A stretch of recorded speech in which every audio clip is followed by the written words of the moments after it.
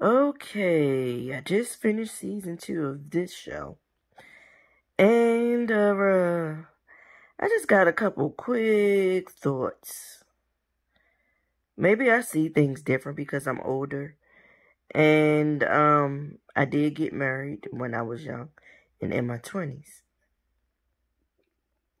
But the main thing that sticks out to me is the whole issue with Kaylin and Candace, and then Jalen and Tylen. After I watched this whole season, I realized or learned that Jalen and Kaylin are cousins. They have a conversation, and I do feel like Kaylin gave Jalen advice on whether or not to propose to Tylen based off of his own feelings about what's going on between him and Candace at the moment. I don't understand how these two young men can be so ready to make Candace and Tylen mothers, but not a wife. That's it. That's all in a nutshell. How are you so ready to make either of them mothers?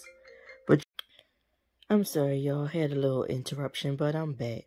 So as I was saying, Jalen and Kaylin, the two cousins and boyfriends of Tylen and Candace, both of you guys Jalen is actively pressuring Tylen to have a baby, because apparently when them two first got together, they got pregnant at the very beginning of their relationship, and she decided to abort. So I'm guessing that's been weighing heavy on him, and he just want a baby. But you say you feel a way about her pressuring you to make her a wife, but you don't feel no ways about pressuring her to become a mother before she's a wife. Like, where's I want to know what the logic is. That you rather make a commitment to be a father for your whole life rather than going into it as a husband first and making her a wife first before you impregnate her and have children with her. Make me understand. And then Candace has said that he told her to get off the birth control. So if a pregnancy should happen, it just happened. He cool with it. But they got some shit to take care of and get together.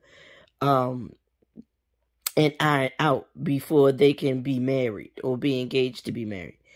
So the same issues that are preventing you from being a husband, wouldn't those be the same issues to prevent you from making somebody the mother of your child?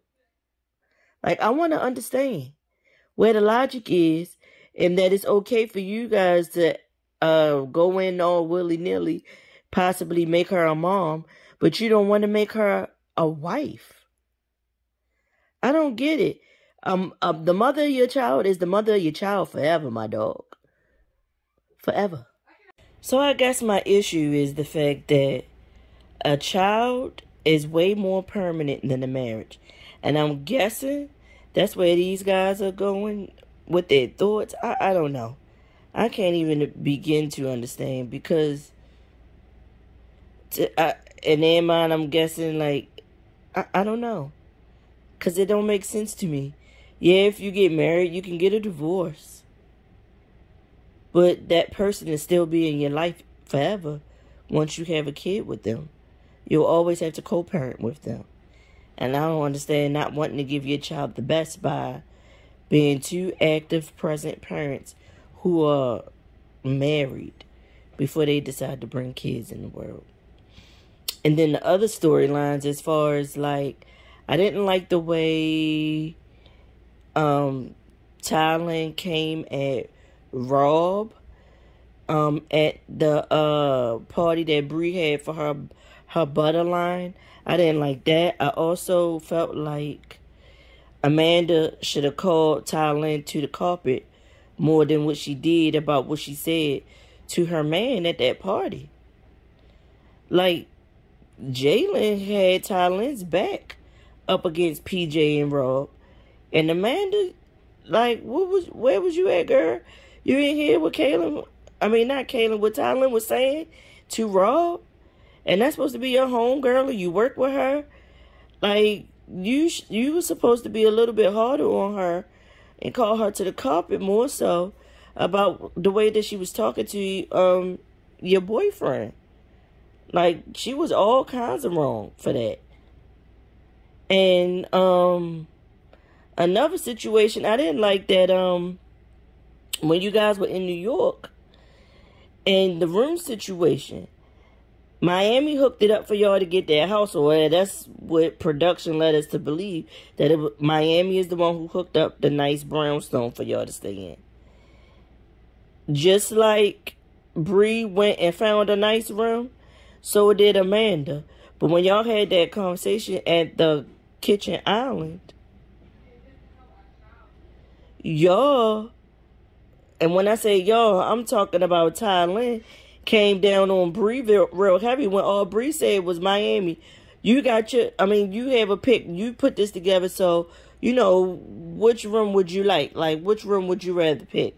And Miami shrugged and was just like, I'll just keep the room I already have, which was like the basement or some shit like that. But I feel like, and then Thailand came down on Bree, talking about Bree selfish and manipulative, and she make things about her.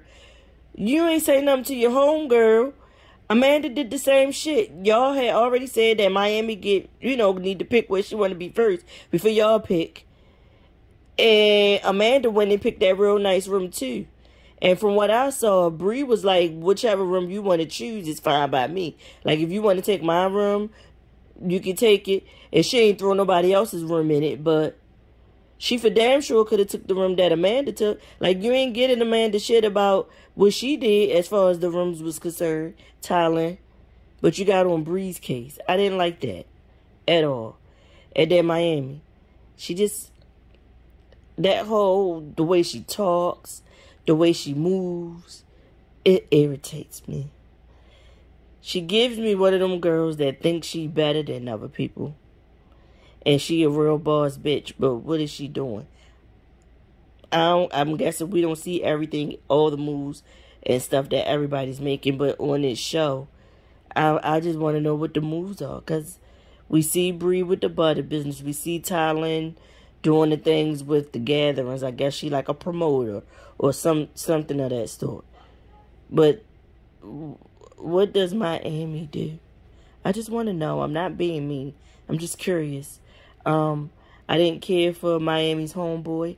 I didn't like the fact that, like, basically what he did was he took all the stuff that she was telling him was going on in the group. He took that and was throwing that back in their faces as a retaliation for how he felt like she was treated the year before in Palm Springs. Yes, it was fucked up what PJ did, bringing her there and throwing her in the mix like that.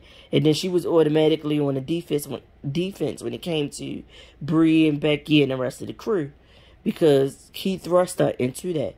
So then she called herself trying to be a part of the group this season. And I feel like her, Bree, and Becky was getting to a decent place. And then you bring him around, and he's still on the rah-rah shit, trying to retaliate from what happened the last time, which was a whole year ago. Like, my dog, let it go. And then he comes to Baja, or wherever it was that they went at on that trip. And he was even mean there. And so you're Mr. This and you're Mr. That. And just like one of the girls said, I'm not sure if it was Bree or if it was Becky or if it was Cheryl, Gerald's girlfriend, well, now fiance. Congratulations to y'all. But I'm not sure who said it, but I think it was Cheryl. She called it. Rob with the 2 B's like to throw shit out there and say shit for shock value and to get under people's skin to see how they're going to react. And then when they come back at him, it's I don't care. Like he was saying at the table after he said all the stuff. I was glad that the AQ guy got in his shit at the table. And I think Gerald was right to get in his shit at the table as well, because Like, who are you to say Mr. Sociopath? Like, what? This show, and then the way the season ended, it was just like, well, what's going to happen? Because that big blow up at the table at that last event with Tylen and Jalen, because Kalen admitted to Candace that he had that conversation with Jalen, and he advised him, like, make sure you do it because that's what you really want to do. Don't let them pressure you into getting married or getting engaged, because they got an agenda. But it's not an agenda that y'all trying to get these girls to be baby mothers. Like, come on, quit it. And that daggone Kalen is very manipulative. And I'm glad that Candace is taking a stance and, like, you not having raw sex with me no more. Because I don't understand how you can feel like it's okay to have raw sex and create a kid, knowing there are things that you said that you want to fix in our relationship before we could broach the subject of getting engaged to be married. But it's okay to have those same issues and make me a baby mother on top of those issues. Like, that don't make sense, Kaylin.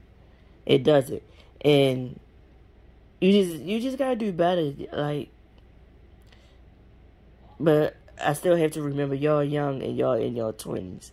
But I respect Candace and Tylen for making it a hard no. Like, I'm not having a kid without a ring. Like, I don't blame them.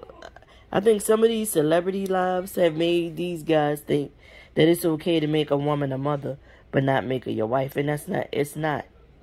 Like, if it just happened to happen, that's one thing. But to go in eyes wide open with that as the plan, like, no. It's not okay. So, that's just my thoughts on this season. I wonder what happened to that boy Jordan. I was looking for him, but he wasn't in this season at all.